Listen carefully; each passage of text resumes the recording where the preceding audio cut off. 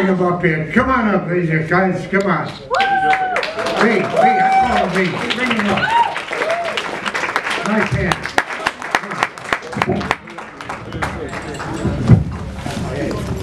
What do you say to that? No. What do I do? My name is V.Infuso. V.Infuso. And the funny thing is about me performing at the Looney Bin, my entire life everyone's told me that's exactly where I belong. Ironically enough, none of them have ever heard of this comedy club, though. You see, it's actually funny. My life, I like to think of my life as a sitcom, and I'm just God's favorite joke. Because the things that happen to me in life just don't happen to anybody else. It's certainly out of the ordinary. Like, for example, I come up on stage and forget my act, like right now. But I pick it back up because I just remember. So, I guess the absurdity starts with my parents. God, is this a comedy show or am I in therapy right now? Yeah, parents! That's right, you have them, that's crazy. The absurdity starts with my parents. You know how, like, they say, you know, people age like fine wine? My parents age more like milk.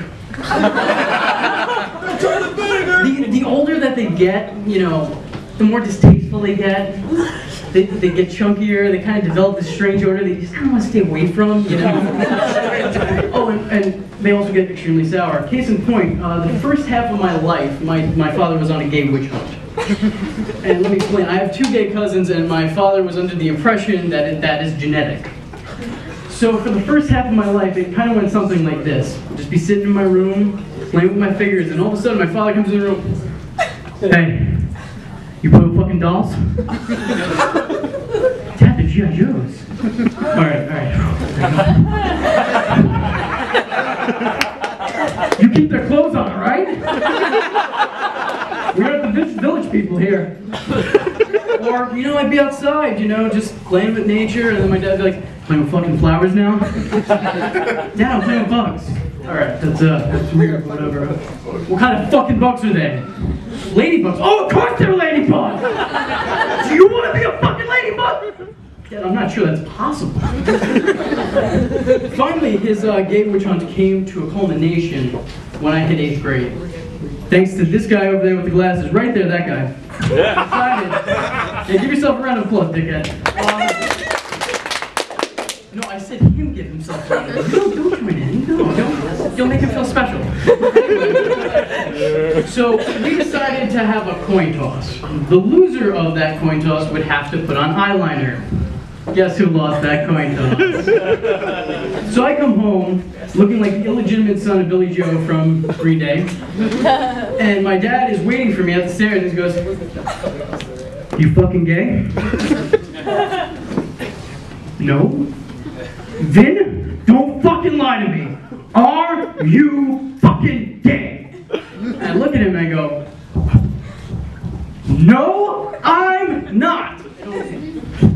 My dad takes a really deep breath and he goes, "Then, are you a fucking fairy?" And now at this point I'm thinking, I've watched Peter Pan a few times, but I don't think that qualifies me as a fairy. So I'm like, "No? Then, are you a fucking fairy?" I don't know why he thought that if he asked it louder, all of a sudden my answer would change. It didn't. My father came this close to waterboarding me that day. I'm telling you, there were women at the Salem witch trials that did not get interrogated the way that I did that night. It was the worst episode of Law and Order SVU ever. Seriously, horrendous. At one point, my father, this lasted 3 hours. Yeah, he opens the front door and he shouts to the neighborhood, and I shit you not, I'm not making this up, "My son is a fucking fairy!" Now at this point, mind you, I'm in 8th grade, I'm now crying. There's eyeliner running down my face. And I had to look like the gayest little straight boy that you had ever seen in your life. And the worst part of it all was I was wearing my sister's Tinkerbell wings at the time, so it was a whole different... Unfortunately, that was the only part of the story that was actually a joke. You know, as much as I'd like to rip on my father, and believe me, I could do a whole special on him, there are things that he has done for me, like, you know, he gave me my first job in plumbing, and I got to meet some of the wackiest fucking people you've ever imagined. I'm sorry, unique people that you would ever imagine. One of my favorites was this guy, Julio. Now, Julio liked to drive like he was auditioning for the next Fast and Furious movie. I mean, I hear there's an opening now, so you might want to look into that. It's not like I offended him. Anyway, so we used to drive around in this tight little pickup truck, and on top of it, we strapped these very heavy pieces of equipment. I got it, so I'm almost done. These very heavy pieces of equipment, so that way when he stopped short this one time, I don't know if there was a seismic earthquake, or perhaps I was embodied by Michael J. Fox, but I shook for about a minute and a half, and I looked over to him, and he's looking with one hand on the wheel. He goes, "Hey Vinny, you see that shit?" And I go, "Yeah?" He goes, "You know what that is? My contempt for you? Hydraulics!" That stare lasted for another 60 seconds. Julio, I wish that was the weirdest story about Julio. Another time, he takes out his phone in front of me and he goes, "You see this shit?" I look over, it's porn. Of the lesbian variety, in case you were wondering. And Yeah. that's my cousin. I remember thinking two things at the time. One, that I've never been really all that close with my family, but at this point, I didn't mind, you know?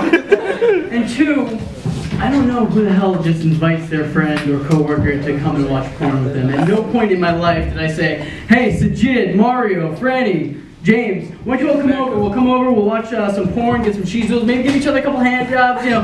Nothing serious though, alright? I'd imagine at some point in that story that, you know, somebody gets too hot and heavy, goes to blow the other one, and it's like, "Whoa! It's not that kind of party!" At which point, my father would probably come in and be like, "Hey, is he a fucking fairy? Is he a fucking fairy?"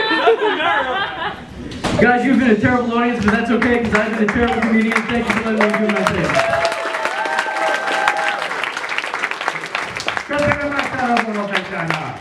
Che non faccio ora? Che non faccio ora?